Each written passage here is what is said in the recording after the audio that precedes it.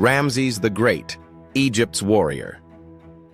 Pharaoh introduction. Ramses the Great. Imagine a king so powerful, his name echoed across 3 continents. A pharaoh whose face was carved into mountains. A ruler who claimed victories, built colossal temples, and fathered more than 100 children. This was Ramses II, better known as Ramses the Great. To the Egyptians, he was a god on earth. To his enemies, he was a force to be feared. And to history, he remains one of the most fascinating figures of the ancient world.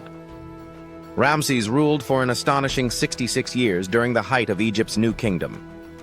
He commanded vast armies, expanded Egypt's borders, and built monuments so massive they still inspire awe more than 3,000 years later. But behind the glory lies a more complex story. Was Ramses truly the greatest pharaoh of all time, or was he simply the greatest storyteller? In this video, we'll uncover the rise of Ramses the Great, his legendary battles, his breathtaking temples, and the legacy he left behind. This is the story of Egypt's warrior pharaoh. Chapter 1: Rise to Power. Ramses was born in 1303 BCE, during Egypt's New Kingdom, a time of wealth, expansion, and military strength. He was the son of Pharaoh Seti I, a skilled warrior king, and Queen Tuya. From the moment of his birth, Ramses was destined for greatness. Unlike many royal children, Ramses was not sheltered. Seti believed his son must be prepared to rule a vast empire. So from an early age, Ramses was trained in the art of leadership. He studied the secrets of statecraft. He learned diplomacy, writing, and religion. And most importantly, he was trained as a warrior. By the age of 10, Ramses was already riding in royal chariots. By 14, he was given the title of Crown Prince, the clear heir to Egypt's throne. And soon after, he was entrusted with commanding real soldiers. Imagine being just a teenager, leading men into battle, and carrying the weight of an empire on your shoulders. That was Ramses. He quickly proved himself on the battlefield. With his father, he marched into Canaan, Nubia, and Libya, gaining the experience that would define his reign. When Seti I died in 1279 BCE, Ramses was only 24 years old. But he was already battle-hardened, respected, and feared.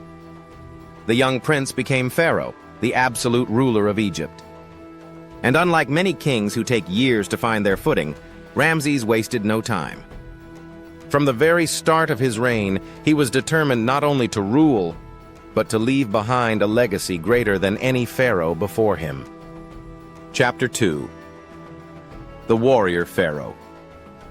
Ramses was not just a pharaoh. He was a warrior king, a commander who led his armies into battle at the front lines. Early in his reign, Ramses launched campaigns into Nubia in the south and Canaan in the north. He expanded Egypt's borders and secured its wealth.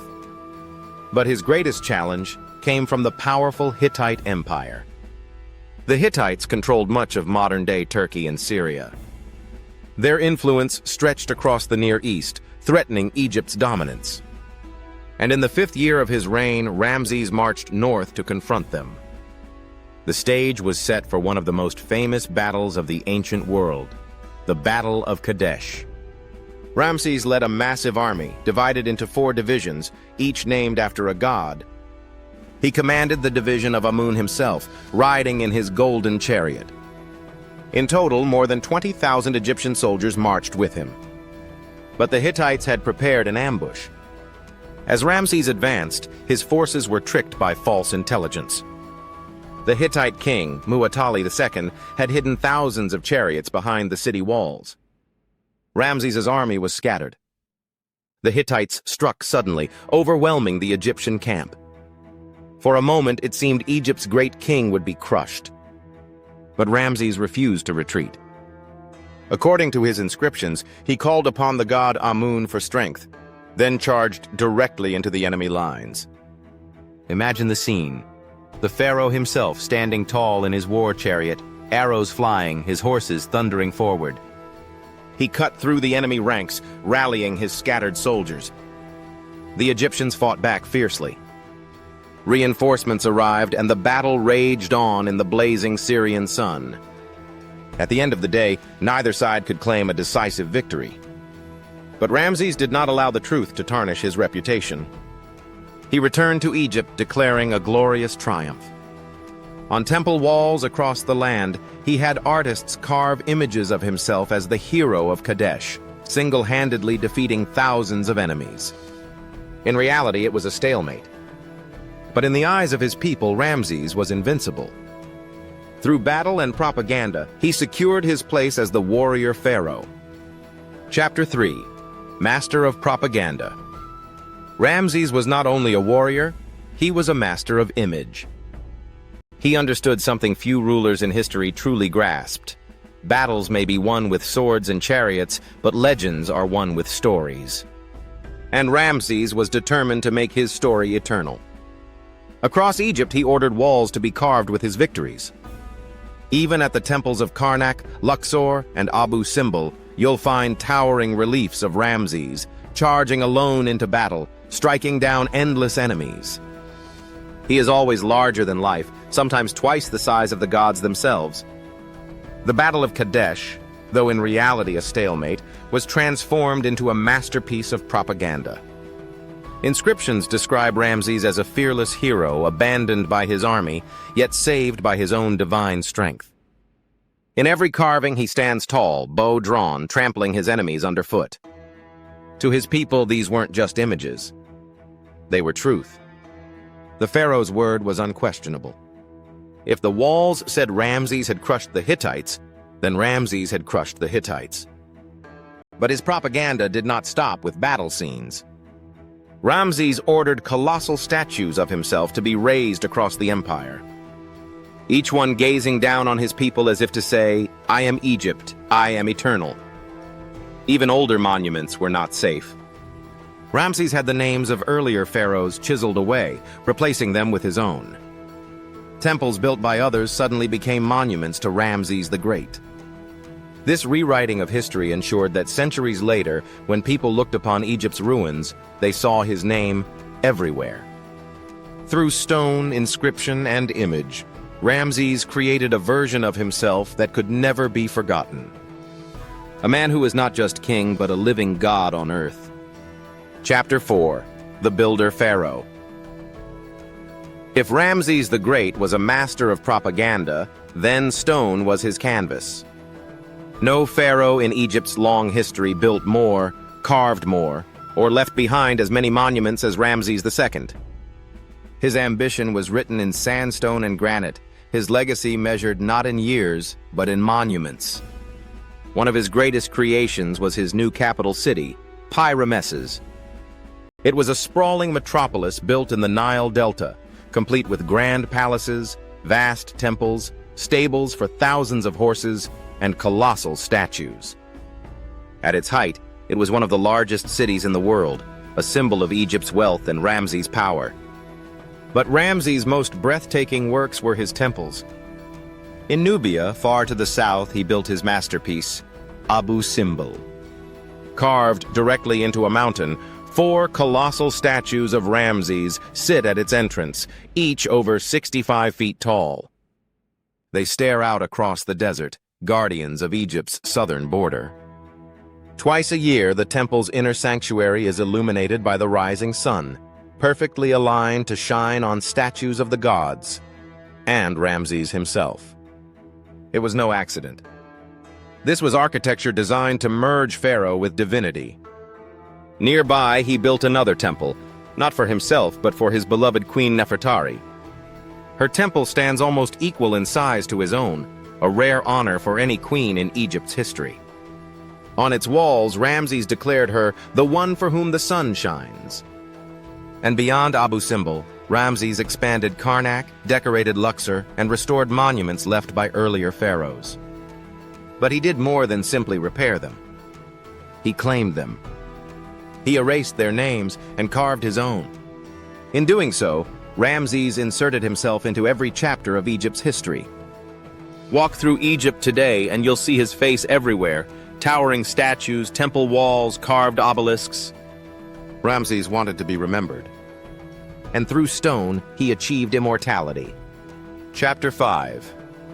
Ramses the Family Man. Behind the warrior, behind the builder, was Ramses the man. And that man had a family, a very large family. Ramses fathered more children than any other pharaoh in Egyptian history. Historians estimate he had over 200 wives and concubines and between 90 to 100 children. For the royal court, this was not unusual. Each child was a symbol of fertility, power, and divine blessing. But among his many wives, one stood above all others, Queen Nefertari. Nefertari was not just Ramses's great royal wife, she was the love of his life. Her beauty and wisdom were legendary, and Ramses made sure the world never forgot her. At Abu Simbel, he built her a temple almost equal in size to his own. On its walls, she is depicted as the goddess Hathor, a rare honor for any Egyptian queen. In the hieroglyphs, Ramses calls her the one for whom the sun shines. It was an extraordinary declaration of affection in an age where pharaohs were often seen as distant and divine. When Nefertari died, Ramses mourned deeply. Her tomb, discovered in the Valley of the Queens, is one of the most breathtaking in Egypt. Its walls are painted with vibrant colors, showing her journey into the afterlife, guided by the gods themselves. Even after 3,000 years, her tomb still glows with love and reverence. But Ramses's family extended far beyond Nefertari. His sons were trained as princes and generals, commanding armies and ruling provinces in his name. His daughters often served as priestesses, carrying his legacy into the temples. Some of his children even became his closest advisors, standing by his side during campaigns and ceremonies. But with such a massive royal household, life inside the palace was also filled with rivalry, intrigue, and ambition. Still, Ramses remained the center of it all, the father of a dynasty, the husband of queens, and the man who sought to immortalize the woman he loved most. In his family, as in his monuments, Ramses left behind a legacy that was larger than life. Chapter 6. Legacy of a God. By the time Ramses reached old age, he was more than just a king. He was a legend living among his people. He reigned for 66 years, one of the longest reigns of any monarch in human history. Most Egyptians had never known another pharaoh. For entire generations, Ramses was Egypt. He was their leader, their protector, their god on earth. He lived to nearly 90 years old, a staggering age for the ancient world. In his later years, he walked with a stoop, his body worn by age, but his presence still carried the weight of divinity. Under Ramses, Egypt reached the height of its power. His army secured its borders. His monuments stretched from the Mediterranean to Nubia. His name was etched into every temple, every city, every stone. Even beyond Egypt, Ramses's reputation endured. Some scholars believe he was the pharaoh described in the biblical story of the Exodus, a ruler whose power clashed with the God of Israel. Though the truth remains debated, this association ensured that Ramses's name lived on in sacred texts for thousands of years. When he finally died, his people mourned as though the sun itself had set. He was buried in a grand tomb in the Valley of the Kings, though looters would later disturb it. His body, however, survived the centuries, mummified with extraordinary care. Today, Ramses' mummy rests in Cairo. Scientists have studied it, confirming his advanced age, his battle scars, and even his red hair, preserved by time. To look upon his face is to look directly into the eyes of a man who ruled 200 years ago. Ramses the Great wanted to be eternal. And in many ways, he succeeded. Through his monuments, his legends, and his very body, he defied death itself. For his people, he was not just a king. He was a god. And even today, Ramses the Great remains one of the most unforgettable figures in all of history. Ramses the Great was more than just a man. He was a warrior, a builder, a father, and a ruler who reigned longer than nearly any king in history. He fought epic battles, carved his victories into stone, and filled Egypt with monuments so massive that they still stand thousands of years later. He turned his life into legend, and his legend into eternity. But was Ramses truly the greatest pharaoh of all time, or was he simply the best at shaping his own story? The truth may never be fully known. What is certain is this: Ramses II represents the height of ancient Egypt's power and ambition. He showed the world how a single man could wield both sword and story to transform himself into a god in the eyes of his people. And though empires have risen and fallen since his time, his face, his temples, and his name still endure. Ramses the Great lives on, not just in history books, but in the very stones of Egypt. The warrior pharaoh achieved what he desired most, to be remembered forever. Thanks for watching. If you enjoyed this journey into ancient Egypt, give this video a like and subscribe for more fascinating stories of pharaohs, pyramids, and forgotten legends.